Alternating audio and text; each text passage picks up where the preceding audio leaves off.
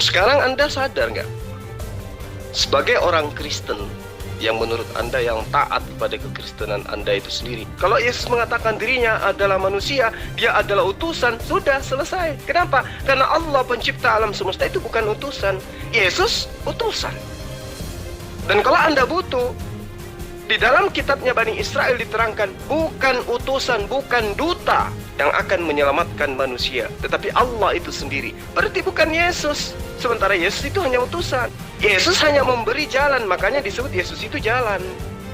Jalan menuju kepada siapa? Kepada Allah. Makanya Yesus ketika datang mengajarkan Bani Israel menyembah kepada Allah, bukan menyembah kepada Yesus. Nah, sadar enggak Anda sampai di situ? Ya, ingat, hidayah Allah itu adalah hak siapapun makhluknya. Anda semua teman-teman Kristen memiliki hak untuk mendapatkan hidayah dari Allah.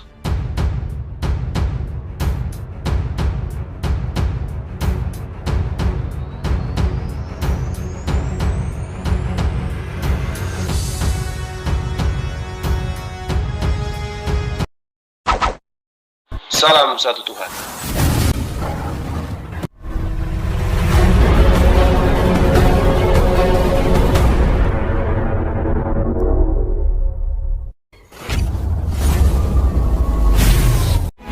Sebelum kita lanjut, Jangan lupa like, subscribe, dan nyalakan loncengnya agar tidak ketinggalan info terbaru lainnya terkini.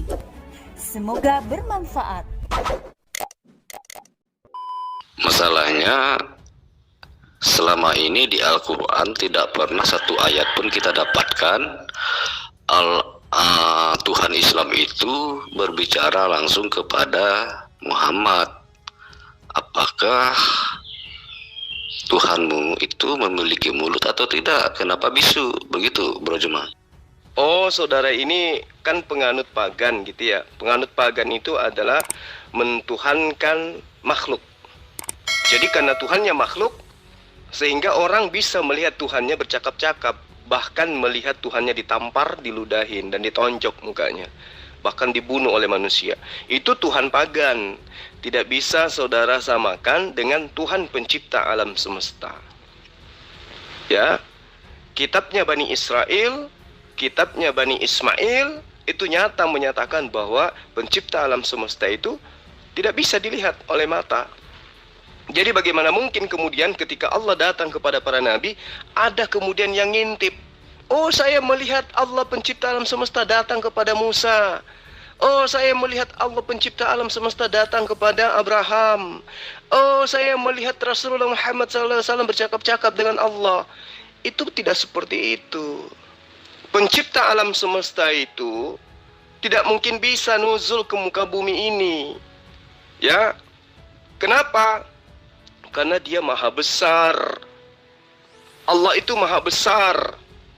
Tidak ada yang bisa ya memuat Allah. Di dalam kitabnya Bani Israel sangat jelas diterangkan bahwa benarkah Allah akan turun ke bumi bergaul dengan manusia. Sesungguhnya langit, bahkan langit yang meliputi seluruh langit pun tidak dapat memuat Allah. Apalagi rumah ini, apalagi tubuhnya Yesus yang kecil gitu, gak mungkin. Jadi kamu itu harus belajar ya. Allah pencipta alam semesta itu tidak bisa dilihat oleh mata manusia. Jadi bagaimana mungkin kamu mau melihat Allah datang bercakap-cakap kepada Rasulullah Muhammad SAW? Yesus berkata, ya, segala firman yang engkau berikan telah aku sampaikan kepada mereka. Pikirkan itu. Kapan Allah datang kepada Yesus? Siapa yang melihat Allah datang ke Yesus? Ada? Dengan statementmu ini sama artinya kamu telah menyangkal Allahnya Abraham, Ishak, dan Yakub. Perlu kamu ketahui, baca kitab suci Nabi Musa, Taurat, sejak zaman Abraham sampai Musa itu Allahnya selalu berbicara langsung atau berfirman langsung kepada semua pada para nabi Allah saat itu. Bagaimana mungkin saudara menyangkal bahwa Allah tidak pernah menunjukkan dirinya siapa dan tidak pernah berbicara kepada para nabinya? Allah pada masa Abraham, pada masa Musa, Allah itu tidak datang dalam wujudnya. Allah hanya datang dalam kebesarannya. Apa kebesarannya Allah? Apa kemuliaannya Allah? Allah mengutus para malaikatnya sebagai wakil untuk menyampaikan tentang Allah kepada para nabi. Baca Keluaran 33 nomor 20. Allah berfirman, Allah loh yang berfirman, pencipta alam semesta loh yang berkata, engkau tidak tahan memandang wajahku, sebab tidak ada orang yang memandang aku dapat hidup. Jadi bagaimana mungkin kemudian kamu mau mengingkari dalil ini? Padahal dalil ini adalah dalil yang kalian ambil dari kitabnya Bani Israel. Engkau tidak tahan memandang wajahku. Tidak ada orang yang sanggup memandang wajahku dan dia bisa hidup. Jadi setiap orang yang memandang wajah Allah pasti mati. Sesuai dengan Keluaran 33 nomor 20. Engkau tidak tahan memandang wajahku, sebab tidak ada orang yang memandang aku dapat hidup. Kamu belajar lagi di situ. Artinya Abraham tidak pernah melihat Allah. Yang dia lihat itu malaikat Allah. Demikian juga Musa. Makanya kalau Anda itu punya ilmu ya, akal Anda itu bisa berfungsi. Anda baca Keluaran 33 nomor 20, nomor 21, nomor 22, nomor 23. Bagaimana kemudian ketika Allah itu datang kemuliaannya kepada Nabi Musa, Musa minta untuk dapat melihat Allah. Tapi Allah mengatakan, engkau tidak dapat memandang wajahku, wahai Musa, sebab tidak ada orang yang dapat memandang wajahku bisa hidup. Dalil loh itu, dalil. Jadi Kristen itu memang pagan, karena Tuhannya ya seperti yang Kristen imani hari ini. Tuhannya dilahirkan manusia, diceboin, dimandiin, disuapin, ditetein, kemudian dibunuh, ditonjok, diludahin. Itu Tuhan kamu itu. Itu Tuhan pagan. Jangan kau samakan kami Tuhannya Bani Israel dengan Tuhannya Bani Ismail. Pahami itu? Allah Abraham, Ishak dan Yakub serta Allah Musa selalu menunjukkan eksistensinya bahwa dirinya maha ada, dirinya maha hadir. Nah, setiap kali ketika Allah berfirman, itu pasti Allah langsung berfirman kepada para nabi Allah saat itu. Masalahnya hanya satu yang mengakui dirinya sebagai nabi, tetapi tidak pernah mendengar suara Allahnya. Tidak pernah Allah tersebut menunjukkan eksistensinya. Lah, yang inilah yang lucu ya terhadap umat pagan ini. Anda selalu memisahkan antara sembahan umat Islam dengan sembahan Bani Israel. Di situ lucunya kalian sebagai umat pagan. Kami Bani Ismail, Bani Ishak itu menyadari bahwa sembahan kami itu sama. Al-Quran menerangkan yang datang kepada Abraham, yang datang kepada Musa, yang datang kepada Isa, itulah Allah yang maha suci lagi maha tinggi.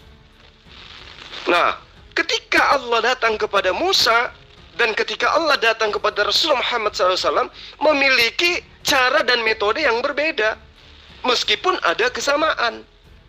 Ketika Allah menerangkan kepada Musa, wa yomer lo tukallir at et fanai ki loyir ani adam wahai. Tidak ada manusia yang dapat melihat aku bisa hidup. Tidak ada. Jadi yang datang kepada Musa bukan Allah dalam wujudnya. Yang datang itu adalah kemuliaannya, kebesarannya, utusannya yang datang menyampaikan wahyu kepada Musa. Itu yang perlu kamu pahami. Metode ini Allah gunakan kepada Abraham, kepada Musa. Kenapa? Karena proses itu adalah proses penjajakan di mana Allah ingin manusia mengetahui bahwa dirinya itu ada. Pada masa Rasulullah Muhammad SAW, manusia semua sudah pada tahu bahwa ada pencipta alam semesta di luar daripada sembahan-sembahan para umat pagan. Dewa-dewa yang mereka sembah itu bukanlah pencipta alam semesta. Maka Allah kemudian datang menyatakan diri kepada para nabi agar orang-orang penganut pagan itu sadar bahwa Tuhan yang benar itu yang datang kepada Musa, yang datang kepada Abraham, yang datang kepada Isa. Itulah Tuhan yang benar. Lalu kemudian Tuhan yang benar itu datang lagi kepada Rasulullah Muhammad sallallahu alaihi wasallam. Allah menampakkan diri kepadanya melalui malaikat Jibril. Malaikat Jibril yang menjadi bukti nyata bahwa Allah itu ada. Dialah malaikat Jibril yang menyatakan kepada Rasulullah Muhammad sallallahu alaihi wasallam. Itu perlu kamu pahami. Demikian juga ketika Yesus didatangi oleh malaikat, Zakaria didatangi oleh malaikat, Elia didatangi oleh malaikat, Yakub didatangi oleh malaikat, Abraham didatangi oleh malaikat. Itu bukti Allah menyatakan diri kepada mereka melalui perantaraan malaikat. Itu yang perlu kamu pahami. Jadi tidak ada itu Tuhan dilahirkan, ya, dicabik-cabik mukanya, diludahin mukanya, nggak ada itu. Itu ajaran pagan itu. Silakan saja Bro Juma tunjukkan dalil Al-Qur'anmu bahwa Allahmu pernah menunjukkan eksistensinya, bahwa dia adalah maha ada, maha hadir. Kapan Allah yang kamu sembah itu berfirman langsung kepada Muhammad? Jangan kamu mengalihkan kebenaran, menyesatkan kebenaran dengan mengatakan bahwa Abraham, Ishak, Yakub, Musa tidak pernah mendengar suara Allahnya langsung. Kamu salah besar kamu. Nampak penyesatan yang ada di pikiranmu kepada umat manusia. Begitu ya Bro Juma ya. Yang saya katakan kepada Anda bahwa Allah itu tidak pernah nuzul langsung menyatakan diri, ya, dalam wujud aslinya kepada para nabi, termasuk kepada Musa. Tapi Allah berfirman langsung kepada para nabi, iya. Tapi untuk memperlihatkan wajahnya itu tidak. Tilkar rusulu faddalna ba'dahum ala ba'din minhum man kallamallahu wa rafa'a ba'dahum. Nah, di situ Allah menerangkan bahwa rasul-rasul yang Allah kirim itu dilebihkan sebagian mereka dari sebagian yang lain. Di antara mereka ada yang Allah berfirman langsung kepadanya.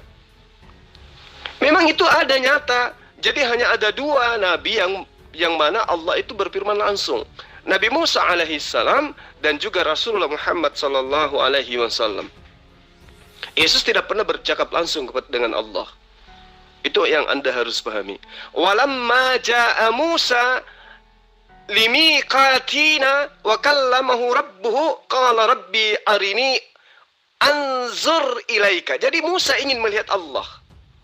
Tapi Allah tidak mau memperlihatkan dirinya. Kenapa? Allah menerangkan kamu tidak akan mampu untuk melihat wajahku.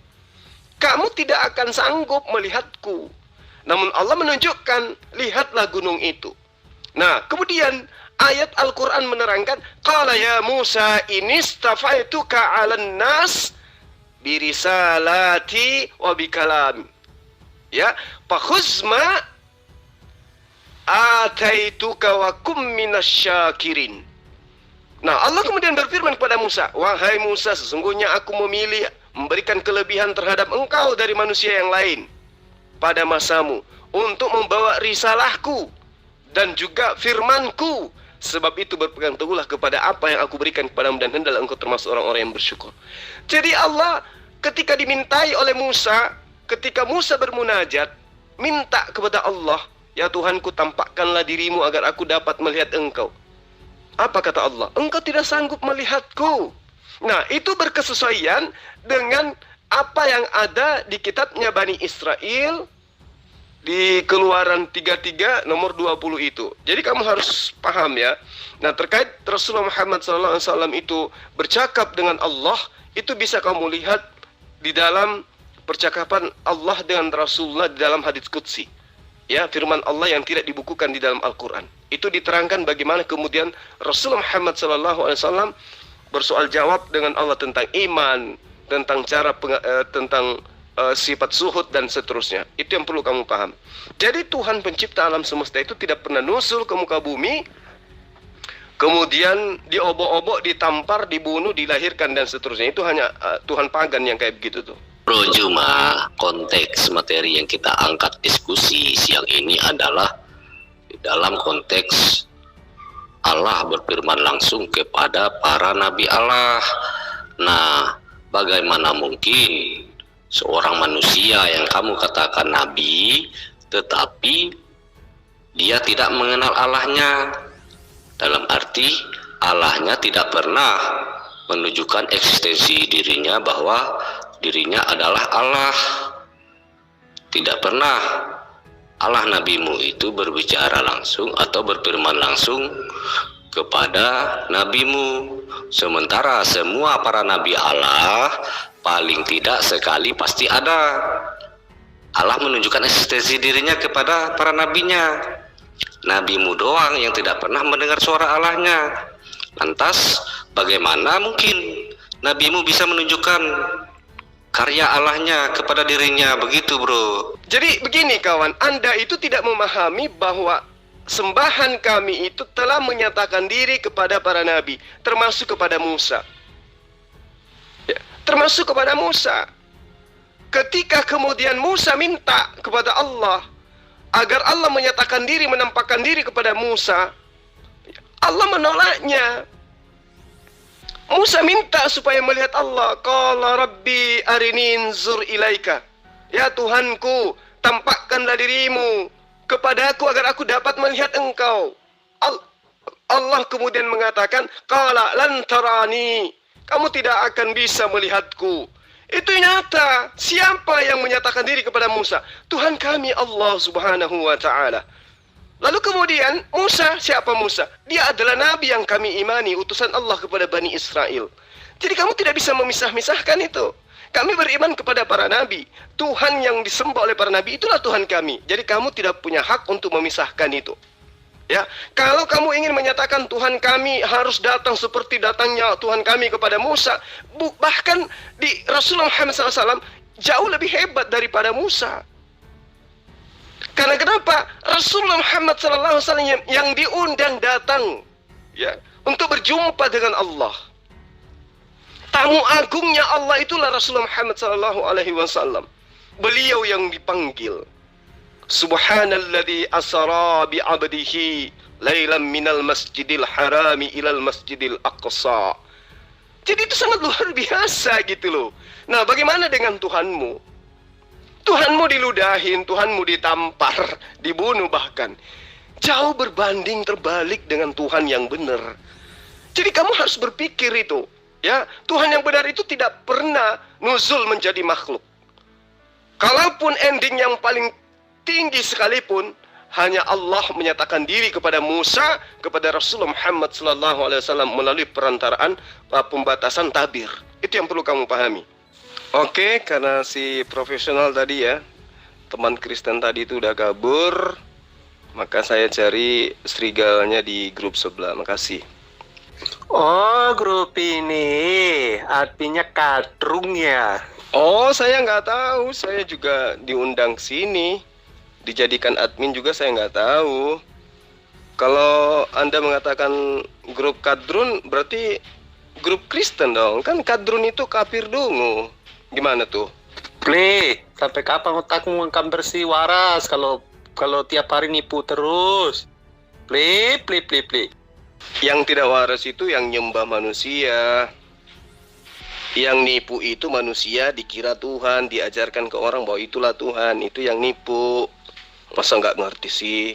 Wah, kadrung itu kan kadal gurung, itu orang-orang Arab itu udah, kalau orang katakan kadrung ya itu Islam. Mana ada orang Kristen dipanggil kadrung? Kalau yang ada itu oteng, kalau orang Kristen itu dipanggil uten. Kalau kadrung ya Islam, nggak usah balik-balik fakta lah. Play. Ya buat grup ini kamu adminnya, terus kamu nipu lagi, play. Tuhanmu itu kan matinya di gurun. Terus Rasulmu itu kan juga dipenjara di gurun. Lalu kemudian Rasulmu itu, Paulus pendiri Kristen itu kan juga ketemu dengan Tuhanmu di gurun. Jadi ya cocoklah kadrun, kafir dungu, ya. Kafir yang ada di gurun yang pertama kali menemukan agamanya kan gitu. Lagian Antioquia tadinya juga kan gurun, tempat Kristen awal mula didirikan di sana. Jadi kadrun itu ya cocoknya untuk kalian, kafir dungu. Play, lebih bagus nyembah manusia daripada lembah batu hitam, play. Play. Manusia kalau disembah mungkin masih ada awalnya, masih bisa lah. Ini batu kok disembah, batu hitam lagi pula. Kenapa bukan lubang pantat aja disembah? Nah, apalagi kalau Anda mengatakan umat Islam nyembah batu. Sementara Tuhanmu berupa manusia itu punya 2 batu. Gimana toh? Aduh, gimana sih nggak sadar-sadar ini si Kadron?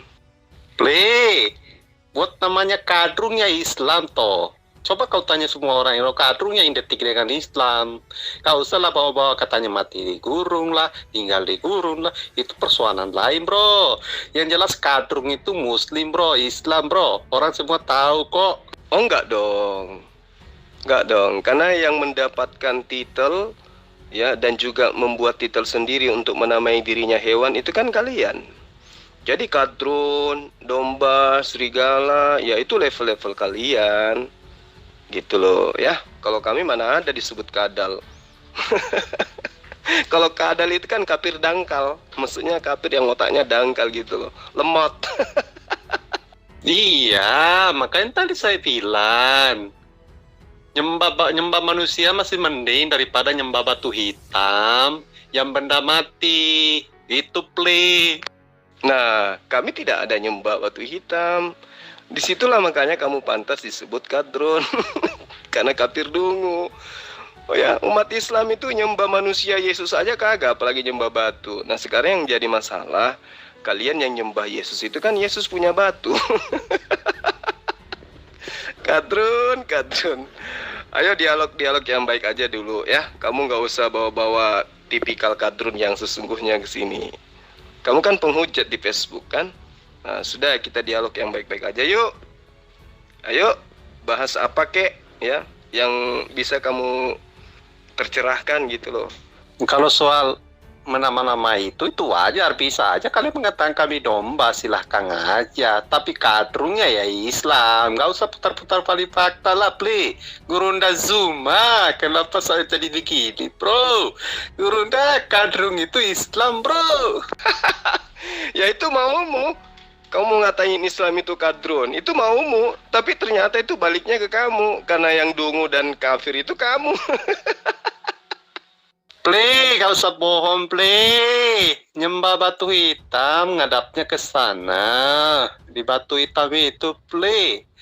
Ya, secara fisik yang kita lihat kan gitu, bro. Jadi nggak usah kata tidak. Kadrungnya Islam lah. Nah, kamu kan kalau nyembah Yesus juga menghadap ke tembok. Jadi kau nyembah tembok juga gitu maksudnya. Mau tersesat atau bagaimana itu urusannya. Kan saya bilang kadrungnya Islam. Udah selesai kok. Repot amat. Kadrun itu kan singkatan dari kafir dungu. Yang kafir kamu, yang dungu kamu. Kan gitu. Kamu katakan kadal gurun, nggak salah lagi. Kalau kadal gurun itu kan kafir dangkal yang ada di gurun. Nah siapa itu? Yang terbang ke tanah, kemudian mendirikan sekte, kemudian menciptakan Tuhan yang mati di gurun. Itu siapa? Play, gak usah bohong lah. Mana kami ada menghadap tembok. Waduh, parah ini Gurunda Zuma ini. Katanya Gurunda. Kok nyembah ini batu hitam. Mana ada orang Kristen menyembah tembok. Waduh, parah ini. Lah, di gereja kamu ibadah itu menghadap ke plafon, ke lantai, atau ke tembok? Kamu menuduh kami menyembah batu hitam karena kami menghadap ke batu kan? Dalam ibadah. Nah, kamu menghadap kemana kalau di gereja? Ayo, menghadap kemana? Ayo, menghadap ke tembok lah. Nggak mungkin lah kamu baring di dalam gerejamu. Pasti menghadap ke tembok, bukan menghadap ke plafon. Jadi kamu boleh dikatakan menyembah tembok juga berarti ya? Play, itu menurut kamu. Tapi namanya kadrung itu udah ditahu secara umum. Itu umat Islam, bro. Kamu nggak usah balik-balikan fakta. Nggak usah balik-balikan yang sudah ada. Coba kalau pendeta kau panggil kadrung. Kan nggak nyambung. Kalau kau panggil Oten sama mereka atau domba tersesat ya bisa aja. Kalau kadrung ya Islam. Kau mau tawar seberapa pun orang sudah kenal kalau kadrung itu Islam. Kau mau putar bagaimana, mau kadal gurung, apapun itu ya Islam ya kadrung. Oh, nyambung banget kalau kadrun itu dipanggil ke kalian. Nyambung. Apanya yang tidak nyambung coba? Kadrun, kafir dungu. Kamu larikan kadal gurun. Icuk lebih nyambung lagi. Kadal, kafir dangkal. Gurun apalagi di gurun. Ayo, siapa yang Tuhannya dicetak di gurun? Ayo, siapa yang rasulnya dicetak di gurun? Siapakah engkau Tuhan? Rebah ke tanah dia. Di gurun dia lagi rebah tuh. Pada saat dia menuju ke Damsik. Ayo. Baru sadar kan? Kalau yang kadrun itu kalian. Play, itu kan sebuah bangunan, otomatis kan ada temboknya. Tetapi kalau kami beribadah di tempat yang tidak ada gedungnya, ya enggak menghadap kemanapun bisa. Kalau Muslim, kadrung itu harus menghadap ke Mekah, harus menghadap ke Batu Hitam. Beda dengan kami, mau hadap ke atas, mau hadap ke bawah, mau baring, mau di dalam apapun bentuknya, mau menghadap kiri atau kanan, tanpa ada tembok di dalam rumah atau dimanapun bisa jadi. Kalau kamu Muslim atau kadrung, kalau sholat tanpa menghadap ke Batu Hitam, namanya kafir. Oh, kalau itu masalahnya, seluruh nabi memang menghadap ke sebuah arah pada saat beribadah. Ada yang disebut mesbah, ada yang disebut betel, ada yang disebut tugu. Memang kami ajaran para nabi memang harus menghadap ke satu titik. Ngerti? Ya, memang nggak sama lah. Nah, kalau yang hanya dikatakan menghadap, lah kamu juga menghadap dalam beribadah, menghadap ke tembok juga kan? Nah, kalau menghadap kamu katakan menyembah, maka kamu menghadap ke tembok, menghadap ke tembok berarti kamu menyembah tembok dong. Dasar kadrun.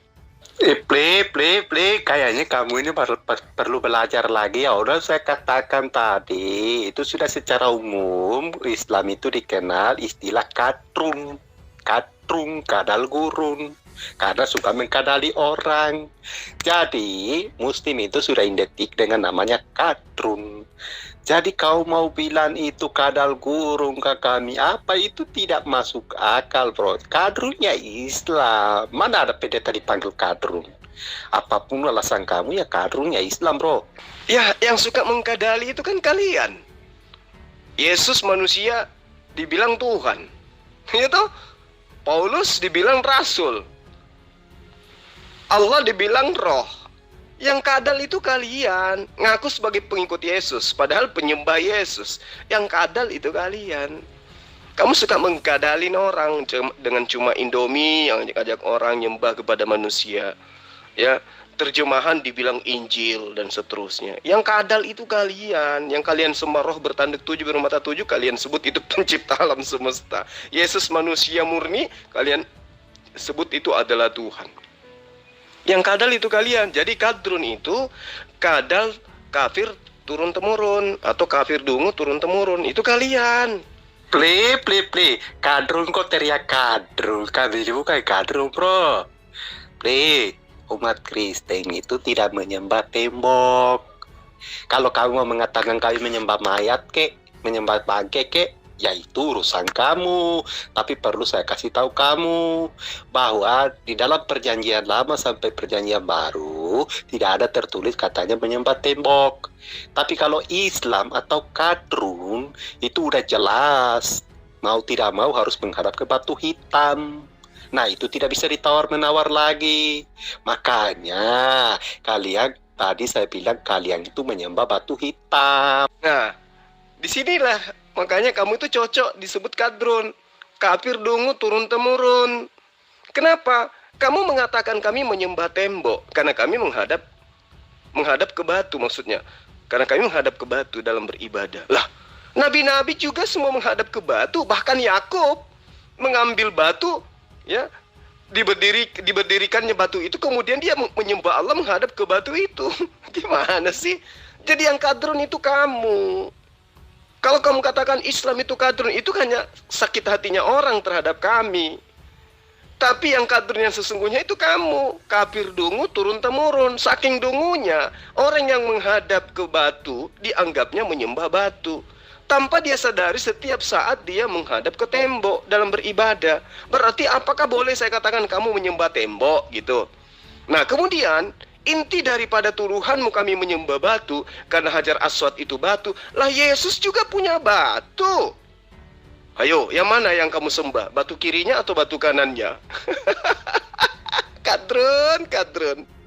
Kipli, nipu lagi kau ini, ngeles lagi, takia lagi. Yang saya katakan kamu itu nyembah batu hitam, bukan menyembah tembok. Kamu yang tadi menuduh saya menyembah tembok, sudah saya patahkan bahwa kami itu tidak tertulis di dalam menyembah tembok. Tidak ada sama sekali dalam kitab kami.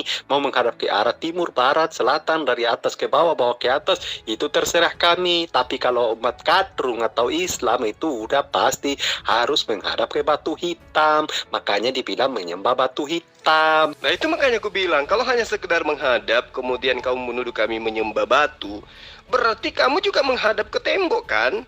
Setiap ibadah pasti kamu menghadap ke tembok. Ya iya kan? Maka saya pun mengatakan bahwa kamu menyembah tembok. Nyembah tembok nih ya si Kadrun. Play, itu kan sebuah bangunan, otomatis kan ada temboknya. Tetapi kalau kami beribadah di tempat yang tidak ada gedungnya, ya nggak menghadap kemanapun bisa. Kalau Muslim, Kadrung itu harus menghadap ke Mekah, harus menghadap ke batu hitam. Beda dengan kami, mau hadap ke atas, mau hadap ke bawah, mau baring, mau di dalam apapun bentuknya, mau menghadap kiri atau kanan, tanpa ada tembok di dalam rumah atau dimanapun bisa jadi. Kalau kamu Muslim atau Kadrung, kalau sholat tanpa menghadap ke batu hitam, namanya kafir. Oh, kalau itu masalahnya, seluruh nabi memang menghadap ke sebuah arah pada saat beribadah. Ada yang disebut mesbah, ada yang disebut betel, ada yang disebut tugu. Memang kami ajaran para nabi memang harus menghadap ke satu titik. Ngerti? Ya memang nggak sama lah. Nah, kalau yang hanya dikatakan menghadap, lah kamu juga menghadap dalam beribadah, menghadap ke tembok juga kan? Nah, kalau menghadap kamu katakan menyembah, maka kamu menghadap ke tembok, menghadap ke tembok berarti kamu menyembah tembok dong. Dasar Kadrun. Waduh, parah ini Kipli ini parah ini. Padahal dia sendiri Kadrun mengatakan umat Kristen lagi yang jadi Kadrun. Waduh, padahal Kadrun udah ada sebelum Kipli lahir. Nah, Kadrun itu kan kafir dungu turun-temurun, dan itu kamu. Teman-teman, grup ini dibuat sama Kipli, terus dia nyebut katanya ini grup Kristen. Terus dia mengklaim bahwa tidak mau berdebat, padahal ini grup Kristen, padahal dia sendiri yang buat grup. Dialah adminnya, terus nuduh lagi bahwa ini adalah grup Kristen. Waduh, Kipli, berbohong itu yang profesional sedikit lah. Jangan dikata, jangan dikadalin sama orang gitu-gitulah. Aduh, keparah ini Kipli ini. Nah, coba lihat. Bagaimana kamu itu tidak cocok dengan kata Kadrun? Memang saya admin di sini, tapi bukan saya pembuat grup ini. Lagi-lagi kamu tuduh saya yang buat. Karena menurutmu saya admin. Itu makanya yang cocok Kadrun itu kamu. Kafir dungu turun-temurun. Play, kami itu tidak mau tidak selamanya menghadap ke tembok, bro. Bagaimana kalau kami berduanya melakukan misalnya di tempat terbuka? Apakah itu menghadap ke tembok? Waduh, Kipli, parah ini otak lu ini. Perlu belajar lagi, Play. Tidak semua orang beribadah itu di dalam gereja, di dalam gedung. Nanti itu kalau ada tembok baru dikatakan itu menghadap ke tembok. Kipli, kenapa kau bohong-bohong terus, Kipli? Aduh, Kipli ini. Kipli. Nah, kamu pikir kalau di dalam masjid itu ada batu gitu ya? Kamu pikir ketika kami beribadah di masjid di situ ada batu? Iya sama ketika kamu menghadap ibadah di lapangan juga memang tidak ada tembok di situ. Tapi ke depannya ada tembok di depannya. Kami juga seperti itu. Maka ketika kamu menuduh kami menyembah batu karena kami menghadap kepada batu, maka kamu pun menyembah apa yang ada di hadapanmu. Ketika kamu di lapangan, ada di situ pohon kelapa, ada pohon jambu, maka kamu menyembah pohon jambu. Ya, kalau misalnya kamu ibadah di lapangan, di depanmu itu ada tukang beca, maka kamu nyembah tukang beca. Ya toh? Nah, ketika lewat penjual es tontong, maka kamu nyembah es tontong. Karena kamu mengartikan menghadap itu ya menyembah. Yang saya takut itu kalau kau ibadah menghadap kloset. Kipli, aku mah bele-bele kok. Kipli, jangan kau terlalu bohong, Kipli. Mana ada orang Kristen itu menghadap ke tembok? Itu kebetulan mungkin di dalam gereja itu ada tembok. Nah, bagaimana nih itu kalau orang Kristen itu beribadah atau melakukan misa di lapangan terbuka? Apa mau bilang? Tidak ada juga batu di dalam masjid. Kami hanya menghadap ke tembok, tidak ada batu di masjid. Nah, kalau kau katakan menghadap itu adalah menyembah kepada apa yang dihadapi itu, maka ketika kau itu sembahyang di lapangan, di situ ada toilet di rumahnya orang, kau menghadap ke situ beribadah, berarti kau menyembah toilet. Malasa kau kawan. Iple, mabales ko. Ay, mabales ka sapo ko eh. Iple. Maka mabele ko na kadrung masalah mah kadrung. Ya sungai kadrun, kafir turun temurun. Kafir kok gak? Kafir. Turun temurun kok gak? Iya, dari sejak nenek moyang kami menjadi budak Belanda penjajah, kami sudah kafir, berarti kamu kadrun. Nah, kalau kamu mengatakan, oh, iko itu menyembah batu, nah sebab menghadap ke batu lah, iko magai. Aku ibadah ko, menghadap ke tega ko, menghadap ke tembok, aku mengkeda ko, deku, ko lalang gereja yang mengibadah, tapi kok kat lapangannya. Nah, di lapangan kamu menghadap kemana? Kau menghadap pohon kelapa, menghadap tukang beca yang lagi mangkal di situ. Artinya kau nyembah dia, karena kau menghadap ke situ. Kamu menghadap ke tiang listrik. Berarti kau nyembah tiang listrik. Awe dong pakasina Muhammad Rasulullah. Aga jek muanre. Play, mabala si koe, play. Oh, admin, kamu yang admin, sekarang tuduh lagi katanya bukan. Ya kata kamu lah yang buat grup ini, play. Nah, coba kita lihat ini, siapa yang pembohong di sini, siapa yang pak bale-baleang, ya? Saya tanya kamu, yang cocok disebut kadrun itu kamu atau saya? Coba jawab, 1 tambah 1 tambah 1 sama dengan berapa? Jawab, biar kita lihat siapa yang kadrun. Ay, masumsi lagi. Kita lebih bagus kita tentukan temanya, terus kita berdebat dengan bagus-bagus, lebih bagus daripada begini. Tadi itu saya langsung menanggapi karena kamu langsung menyerangku.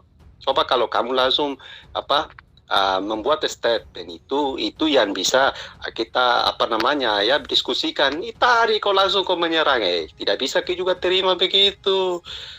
Padahal yang buat ini grup ini kamu masuk ke saya, terus kamu bilang katanya bukan kamu yang admin. Waduh, mabale-bale si sapoku. Oh, di situ masuk langsung nyerang dengan menuduh kadrun. Makanya saya kasih sadar kok, kadrun itu kafir dungu, turun temurun, ya sekadrun. Ya, jadi sadar kok, sebagai orang Sulawesi harusnya kau punya malu. Masa orang Sulawesi nyembah manusia? Ya ini ya sekadrun, dongo, baga, beleng-beleng. Manusia kok disembah. Lalu katakan kadrun kepada orang, yang kadrun itu kamu, kafir dongo. Gitu loh. Ya mohon maaf, ini hanya sekedar terapi buat kamu supaya kamu itu sadar. 1 tambah 1 tambah 1 tambah 1 coba berapa coba? Supaya dilihat siapa yang baga-baga, siapa yang dongok-dongok di sini. Silakan. Masalah cocok atau tidak cocoknya itu pilih, itu urusan belakang. Tetapi mau bagaimanapun itu kadrung itu sudah melekat dengan namanya umat Islam. Begitu play. Nah bilang itu Nabi, nanti kita dipanggil itu kadrun. Ya, itu deritamu. Kalau kau bilang kadrun itu melekat pada umat Islam, deritamu. Kami tidak pernah merasa. Nah sekarang saatnya kau merasa. Kadrun itu kafir dungu, turun temurun itu kamu. Sedih tambah sedih tambah sedih tambah sedih siaga. Ayo. Supaya muite alemu, makedaiku itu tahu baga-bagana bagai. Si baga-bagana asu lebih bagana iko. Sedih tambah sedih tambah sedih tambah sedih siaga. Halo, jawab gari witaye. Ayo. Kita lihat siapa yang beleng-beleng. Sedih tambah sedih, tolu. Kenapa bisa jadi 3, Pri? Karena otakmu memang tidak sampai. Berarti telu puamu. Nah, kalau 1+1+1 kamu bilang 3, berarti itulah kadrunnya, menyembah 3 Tuhan. Sadar noga? Loka joka manre olot pli. Sada. Malubu kah? Nah kan, kabur kan si kadrun? Malupu ikna sama nisan Alina. Oh ternyata betul. Bang Suma itu ternyata betul. Saya memang kadrun. Lapar dia langsung. Nah begini kawan ya, Anda kan di Sulawesi nih, Anda kan di Makassar. Gimana kalau kita ketemu? Kita live kan, kita dialog.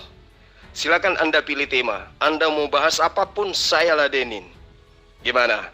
Kan sama-sama kita kan, satu kota kita kan. Nah ini kesempatan saya nih. Kita live kan, disiarkan oleh channel-channel besar, supaya kita tahu apakah kadrun itu Anda atau Anda. Malubu kah? Manre kayolo. Maka madabati kile. Pamalupu ki no. Koli deren. Kabur lagi. Siapa yang kabur, Pri? Ternyata ada juga orang Bugis Kristen ya. Baru saya tahu hari ini ya. Yang kemarin itu kan saya taunya ada dari apa tuh, daerah apa nih di atas ini yang Denguceng. Oh ternyata masih ada juga orang Bugis Kristen. Barusan saya dengar dan alhamdulillah kebetulan Anda di kota saya. Gimana? Kapan mau jumpa? Kita bahas siapa yang kadrun. 1+1+1 sama dengan 3. Akhirnya kamu sadar bahwa kamu menyembah Tuhan 3. Itu artinya ya, supaya kamu tidak kadrun, kamu harus akui bahwa kamu itu penyembah ajaran paganisme, menyembah banyak Tuhan. Tiga-tiganya lagi. Bapak Tuhan, Anak Tuhan, Roh juga Tuhan. Dan 1+1+1 sama dengan 3. Asik. Jadi gimana? Ya, cepok. Pana pinal siruntuk. Kita debat offline. Saya siapkan tempat. Gimana? Siap ndak? Kipli, kau dengar baik-baik dulu itu yang kamu bilang itu 1+1+1 1+1+1 ya sama dengan 3 toh. Waduh Kipli, parah kau ini Kipli. Iya memang. Bapak itu 1. Yesus juga 1. Roh bertanduk 7 bermata 7 juga 1. Nah itu Tuhan kamu semua. Berarti Tuhanmu ada 3. Nah siapa yang kadrun sekarang? Hai. Oh itu Pak Ustadz, itu orang miskin berarti nih ya, orang Bugis yang miskin, makanya dia dikasih Indomie 1 bungkus beras 1 kilo, mau dia murtad. Iya, itu satu indikasi jelas. Atau paling tidak dia pernah menjadi tenaga kerja di sini daerah saya. Ya, karena kalau di tempat kami itu orang Bugis yang dimurtadkan itu malu untuk membawa identitas mereka. Karena secara turun-temurun Bugis itu adalah keluarga ulama. Ya, keluarga mubalik. Andre Guruta itu rata-rata dari Bugis. Jadi kalau misalnya ada kadrun yang Bugis itu langkah sekali. Baru hari ini saya tahu kalau ada Bugis yang kadrun. Tapi saya yakin orang ini mungkin pernah lama di Sulawesi gitu. Mungkin pernah jadi tukang becak kali di sini atau apa gitu ya. Akhirnya dia bisa bahasa Bugis. Sama si Chris yang kumis kuning itu. Dia kan juga bisa bahasa Makassar, bisa bahasa Bugis juga, karena dia pernah jadi tenaga kerja di sini, jadi buruh. Jadi saya sanksi kalau dia itu Bugis asli. Makanya saya bilang, ayo kita ketemu offline, kita dialog. Saya yang siapkan tempat, saya yang fasilitasi dia. Kalau dia dari daerah, saya transferkan biaya untuk datang ke Makassar, kita dialog. Supaya bisa sadar bahwa julukan kadrun itu tidak cocok untuk umat Islam. Yang kadrun itu mereka yang turun-temurun menjadi kafir, kan gitu ya. Jadi ya ini adalah tanda-tanda baik karena ternyata muncul ada orang yang bisa bahasa Bugis, di sisi lain dia penganut pagan. Li, banyak itu orang Bugis Kristen itu. Ada itu berapa puluh banyak orang itu, banyak yang Kristen itu. Saya bukan ke orang Bugis, cuma lama tinggal di sana, bergaul sama orang Bugis yang Kristen. Jadi saya tahu persis, saya tahu bahasanya. Cuma karena sudah lama, jadi tidak terlalu pahami itu bahasanya ya.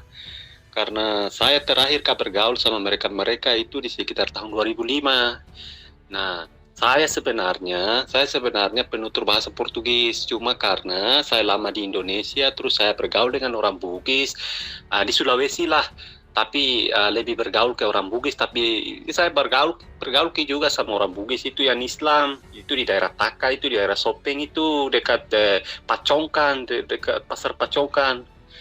Jadi jangan kau bilang itu kalau yang Islam itu orang Bugis itu yang Islam, ada mereka yang sembunyi-sembunyi itu makan daging babi itu. Karena saya bergaul sama mereka, saya tahu. Kamu sudah sebut titik lokasi. Nah, di situ memang tempatnya misionaris.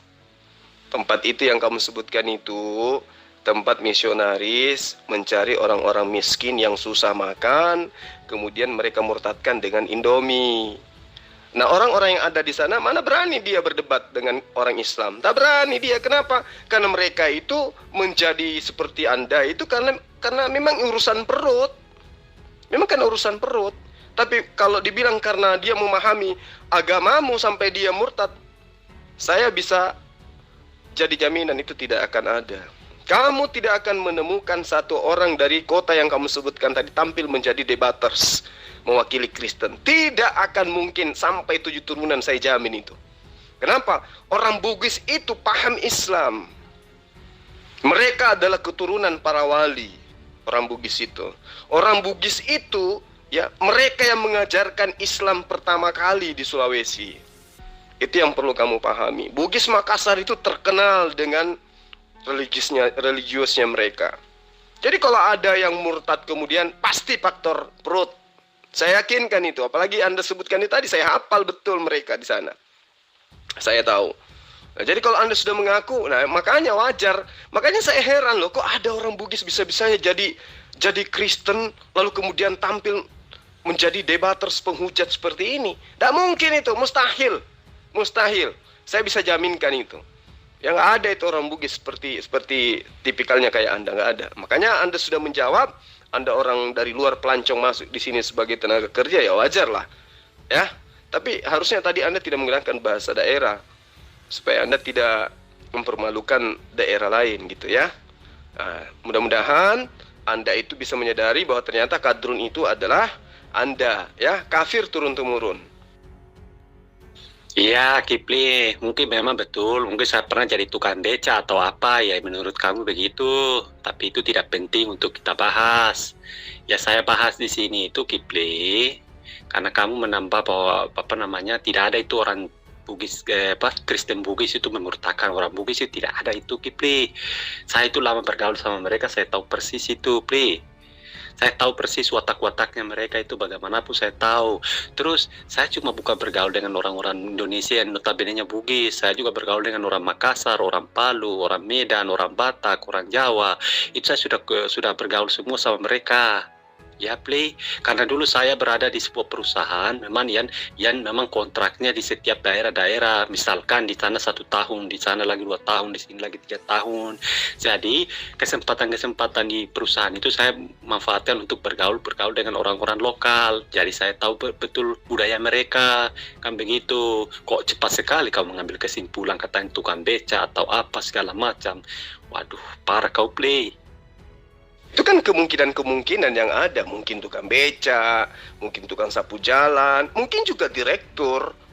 Kan gitu. Yang terpenting kemudian tidak akan mungkin ada seorang Bugis yang tampil untuk menyerang Islam, apalagi menyebut Islam dengan sebutan kadrun. Kenapa? Orang Bugis itu orang yang menjunjung tinggi adat istiadatnya. Ya, orang yang benar-benar memegang teguh apa yang menjadi kemudian amanah atau petua-petua nenek moyang mereka. Itu orang Bugis.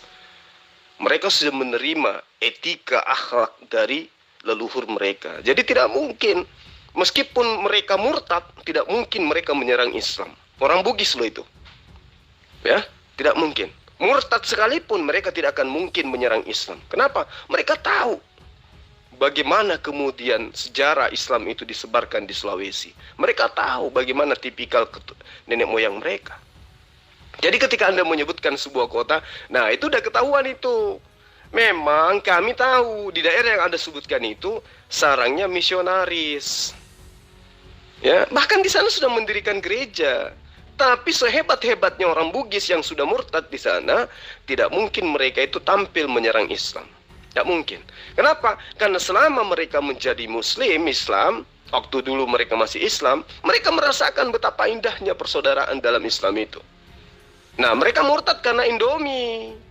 Itu yang perlu Anda pahami. Ya, jadi saya pikir Anda itu orang sini. Atau mungkin Anda juga orang sini, tapi Anda takut untuk bertemu dengan saya. Karena saya senang kalau misalnya ada di Sulawesi ini yang kemudian mau berdialog langsung dengan kita, ya ayo mari kita dialog. Offline, di live kan gitu ya. Supaya bangsa ini tercerahkan gitu loh. Bisa tahu mana yang kadrun, iya kan gitu. Ya, makanya saya tadi heran, loh kok ada Bugis ya berani ya mengatain kadrun kepada umat Islam. Ternyata Anda bukan orang Bugis rupanya.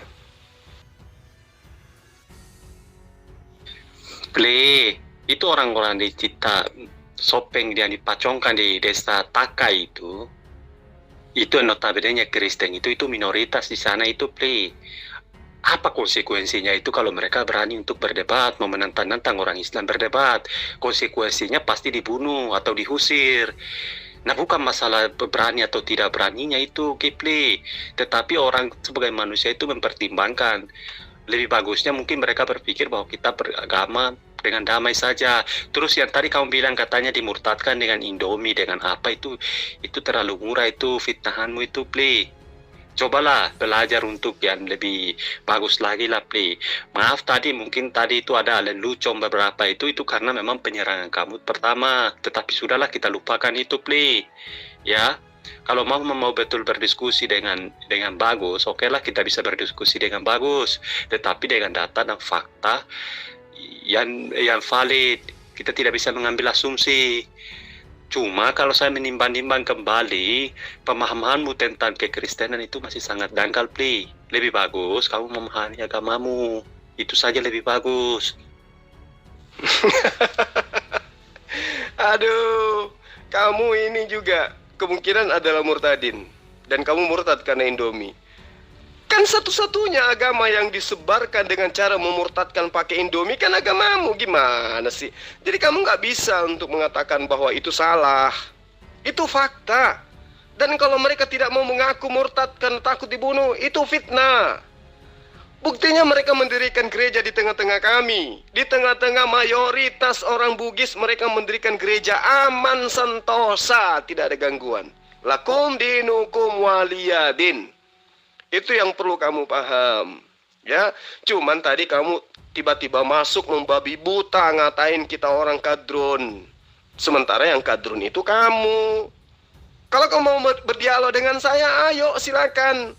Mau tema apapun silakan Anda pilih, gitu ya. Kamu nggak usah ngajarin saya belajar Islam, nggak perlu. Ya, kamu yang harus belajar agamamu. Kamu tadi sudah mengatakan 1 tambah 1 tambah 1 sama dengan 3. Nah, selangkah kamu menuju waras. Tinggal bagaimana kamu mendalami materi yang saya akan debatkan ke kamu. Jika kamu mau. Tapi kan tadi kamu tiba-tiba lapar. Pilih, saya sudah mengatakan seperti ayat yang sudah saya kutip bahwa ada dua kesimpulannya di situ. Kamu berkata seperti itu karena kamu mengatakan bahwa Yesus adalah manusia. Iya, betul, dia adalah manusia. Tetapi bagaimana dengan firman-firman Tuhan yang mengatakan bahwa menunjukkan keilahian Yesus sendiri? Maka saya sudah bilang tadi, play. Untuk berdebat TikTok begini, itu kita tidak ada persiapan. Tujuan maksud saya itu bukan berarti harus mempersiapkan, tidak. Bukan karena takut atau bagaimana, tetapi kita harus fokus kepada tema kita. Sekarang, kita main begini, kita tidak punya tema, jadi otomatis kita tidak punya tujuan. Yang diantisipasi sama saya itu nanti kitanya jadi debat kusir. Jadi saya sarankan sama kamu, oke, kamu tentukan temanya, nanti dipertimbangkan apakah tema itu cocok atau tidak. Kita debat, kan begitu. Kalau debat model begini itu ya, itu namanya nanti ke debat kusir kan jadinya nanti. Nah, inilah yang saya katakan, ya. Orang Kristen ketika dihadapkan dengan ajaran Yesus, pasti orang Kristen itu nyunsep. Pasti nyunsep. Kenapa?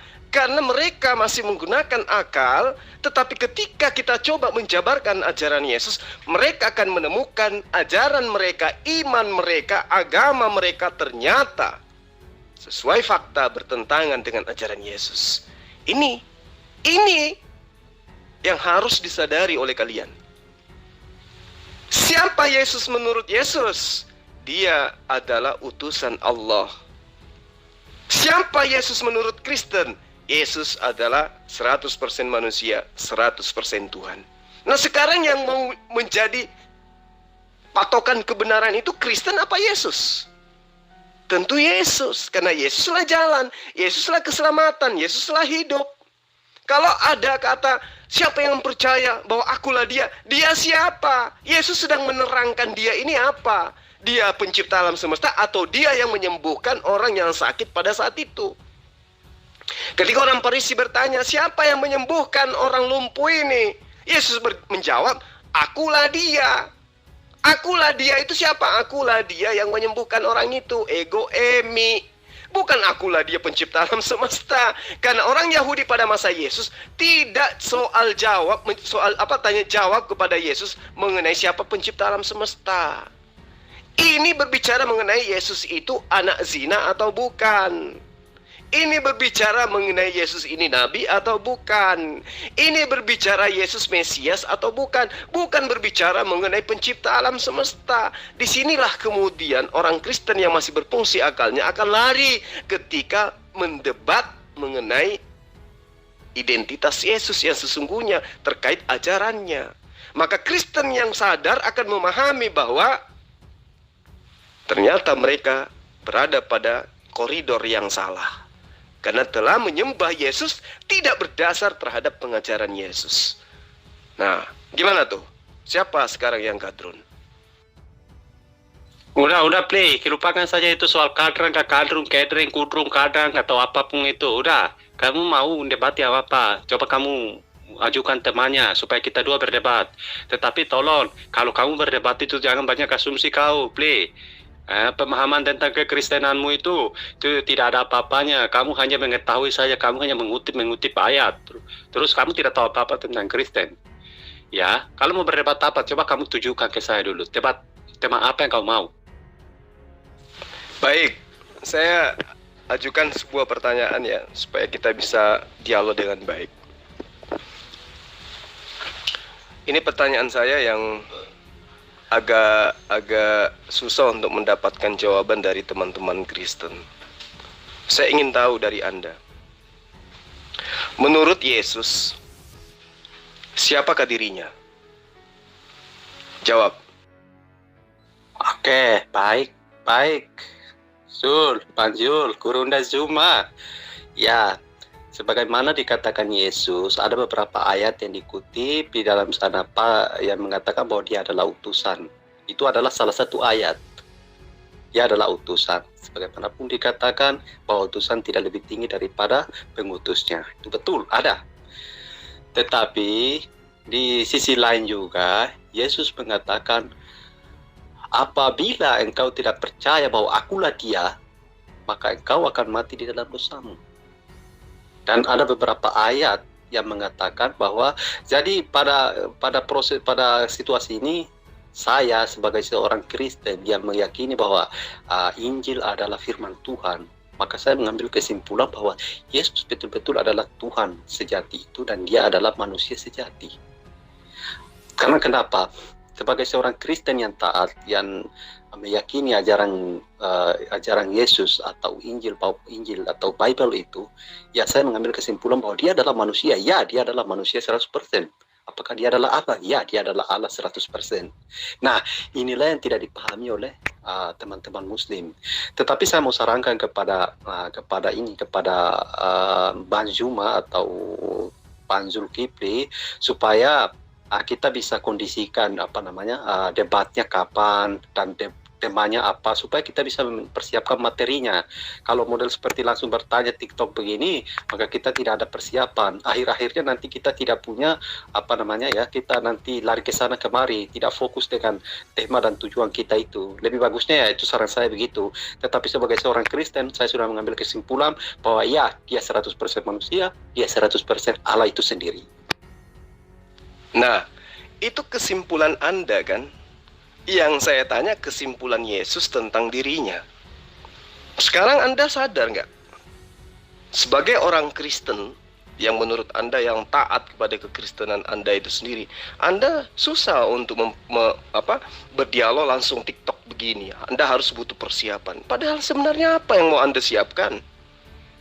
Yang saya tanya hanya sederhana. Siapa Yesus menurut Yesus? Menurut Yesus, kalau menurut Anda Yesus manusia 100%, Yesus Tuhan 100%, itu Anda. Yang saya tanya Yesus. Yesus yang adalah nabi kami. Yesus yang adalah rasul yang diutus kepada Bani Israel. Itu yang perlu Anda jabarkan gitu loh. Yesus ya Yesus. Siapa Yesus menurut Yesus? Jabarkan menurut Yesus. Kalau Yesus mengatakan dirinya adalah manusia, dia adalah utusan, sudah selesai. Kenapa? Karena Allah pencipta alam semesta itu bukan utusan. Yesus utusan. Dan kalau Anda butuh, di dalam kitabnya Bani Israel diterangkan, bukan utusan, bukan duta ya, yang akan menyelamatkan manusia, tetapi Allah itu sendiri. Berarti bukan Yesus. Sementara Yesus itu hanya utusan. Yesus hanya duta. Yesus hanya memberi jalan. Makanya disebut Yesus itu jalan. Jalan menuju kepada siapa? Kepada Allah. Makanya Yesus ketika datang mengajarkan Bani Israel menyembah kepada Allah, bukan menyembah kepada Yesus. Nah, sadar enggak Anda sampai di situ? Anda harus butuh persiapan untuk berdialog. Ya. Kemudian Anda tidak bisa menjabarkan dan tidak bisa membedakan antara ajaran Yesus dengan ajaran Kristen. Anda menyatu-nyatukan itu. Padahal pertanyaan saya, siapa Yesus menurut Yesus? Disinilah posisi kadrun. Anda harus tahu siapa kadrun itu yang sesungguhnya. Play, lupakan sudah itu soal kadrung, catering atau apapun itu. Sekarang bagaimana? Tentukan jadwal debatnya. Terus debatnya apa? Model bagaimana? Ya, supaya kita bisa berdebat. Terus supaya kita bisa ini langsung buka apa namanya, terus kita nanti jadwalnya kapan ya kita selenggarakan. Kipli, kamu japri aja di WhatsApp pribadi saya ya, kamu ngajak di WhatsApp pribadi saya, di inbox pribadi saya, terus nanti kita tentukan debatnya kapan. Saya mau keluar dari grup ini, karena grup ini apa namanya, terlalu banyak apa namanya, maksudnya gambar-gambar yang masuk, terus telepon saya kepenuhan, saya mau keluar dari grup ini. Kalau kamu mau debat, udah japri saya di nomor pribadi saya. Nanti kita live chat atau kita nanti di channel saya atau di channel Pak Juma kita debat aja ya Pak Juma. Untuk sebentar saya harus keluar dari grup ini. Ya itu yang makanya saya katakan ya. Orang Kristen yang masih berfungsi akalnya ketika ditanyai tentang ajaran Yesus, maka akalnya itu akan merespon bahwa ternyata selama ini saya salah jalan gitu loh. Yang saya perturutkan iman saya menyembah Yesus itu ternyata bukan berasal dari Yesus. Yang saya perturutkan pemahaman Yesus 100% manusia, Yesus 100% Tuhan, itu ternyata adalah konsep yang datang belakangan, bukan diajarkan oleh Yesus. Kalau ajaran Yesus, dia hanya nabi, dia hanya utusan Allah. Selesai. Dan itu hanya diajarkan dan diimani oleh umat Islam. Alhamdulillah. Makanya dari tadi saya katakan, tiba-tiba nongol ngatain kita kadrun, ternyata dia sadar sekarang bahwa yang kadrun itu adalah dia. Loncat dari grup. Astagfirullahaladzim. Masya Allah. Jadi teman-teman Kristen yang masih ada bertahan di grup ini, ya, saya pesan kepada kalian. Kehadiran kami sebagai debater muslim itu bukan untuk menghujat, bukan untuk menghina kalian, tapi hanya untuk sebagai pemberi peringatan, untuk menerapi akal sehat kalian supaya berfungsi, bahwa ternyata yang kalian ajarkan selama ini, kalian tuduhkan, kalian fitnahkan selama ini kepada kami umat Islam itu adalah hal-hal yang tidak berkesesuaian dengan fakta yang ada. Contoh si Mikael tadi ini ya, dia memang penghujat di Facebook. Saya tahu, karena Dari akunnya saja saya namai dia Mikael Penghujat Facebook. Saya tahu. Nah, lalu kemudian ketika Anda sudah menyadari itu, cobalah bertanya tentang Quran. Ketika Anda sudah sadar, bertanyalah tentang Al-Quran. Insya Allah banyak dari kami ini yang akan membantu Anda untuk memahami. Ya, ingat, hidayah Allah itu adalah hak siapapun makhluknya. Anda semua teman-teman Kristen yang ada di grup ini memiliki hak untuk mendapatkan hidayah dari Allah. Karena itulah kemudian mari beragama dengan menggunakan akal sebagai filter utama. Setelah akal Anda menemukan kebenaran itu, barulah Anda imani. Jangan mengimani Islam kalau Islam itu tidak masuk ke dalam akal dan rasio Anda. Itu yang perlu. Karena Islam itu kudu pasti berkesesuaian dengan akal. Nggak bisa tidak berkesesuaian dengan akal. Nah, setelah menemukan kebenaran melalui akal, barulah kemudian apa yang Anda jadikan temuan kebenaran akal itu Anda imani. Jangan diimani dulu, baru karena tidak masuk akal, diakal-akali supaya dianggap benar. Jadinya nyosok kayak ini, si Mikael kabur dari diskusi. Saya kira begitu para sahabat-sahabat sekalian. Terima kasih atas perhatiannya. Salam satu Tuhan. Assalamualaikum warahmatullahi wabarakatuh.